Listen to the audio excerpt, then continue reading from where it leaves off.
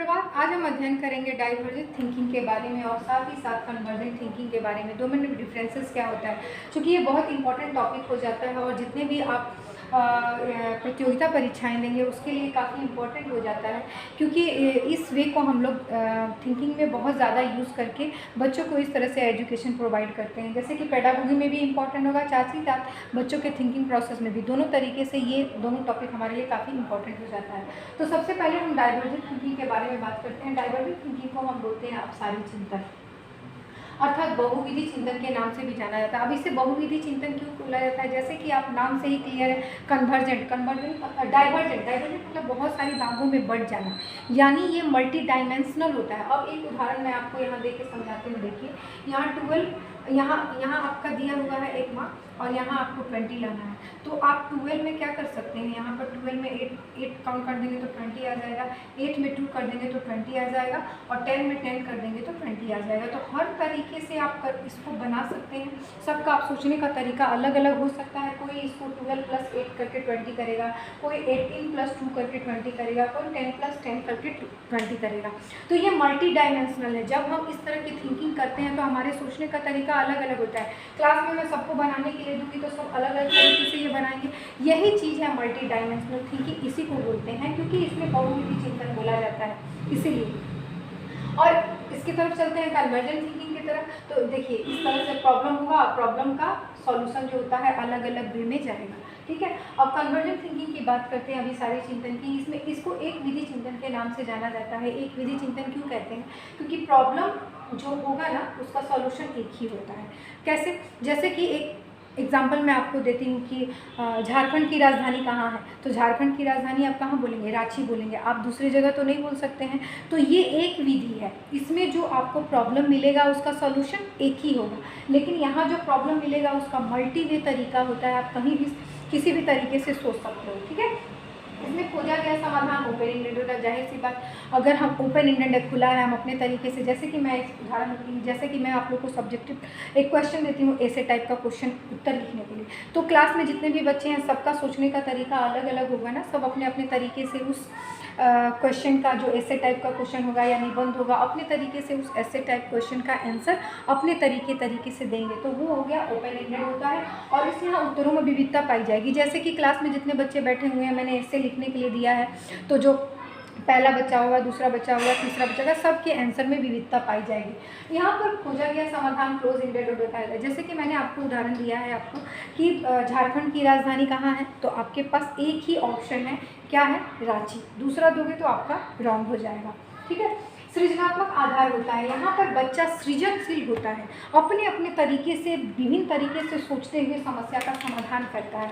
तो ये सृजनात्मक आधार होता है। और ये जो होता है यहाँ बुद्धि का आधार होता है। आप थिंकिंग करते हो कि यहाँ की राजधानी तो सिर्फ वही है, तो उसके अलावा ये इंटेलिजेंस बेस होता है। ठीक है, यहाँ कल्पना शक्ति को बढ़ाना मिलता है। कल्पना शक्ति को हम बढ़ा सकते हैं, क्योंकि बहुत तरीके से किसी भी समस्या का समाधान सोचने के लिए हम बहुत तरीक़ों से, विभिन्न तरीक़ों से, रास्तों को अपना करके हम आगे बढ़ सकते हैं। इसमें रेखीय चिंतन होता है। रेखीय चिंतन का मतलब होता है लीनियर थिंकिंग। लीनियर थिंकिंग मतलब होता है एक रास्ता, आपके पास सिर्फ एक ही रास्ता बना हुआ है और आपको उसी रास्ते पर जाके अपनी समस्या का समाधान करना है। तो इसीलिए इसे रेखीय चिंतन भी कहते हैं। समस्या समाधान में, यहाँ पर डाइवर्जेंट थिंकिंग में समस्या समाधान में काफ़ी ज़्यादा टाइम लगता है, लेकिन इसका उत्तर जो होता है अलग होता है। जैसे कि मैंने बताया ना, सबका उत्तर अलग अलग है, तो सबका सोचने का तरीका और समस्या समाधान का तरीका अलग होगा, लेकिन ज़्यादा वक्त लगता है। और यहाँ समस्या समाधान परंपरावादी उत्तर होगा। अब जैसे मैंने बोला कि झारखंड की राजधानी कहाँ होती है, तो सबका उत्तर एक ही होगा, क्या होगा, रांची।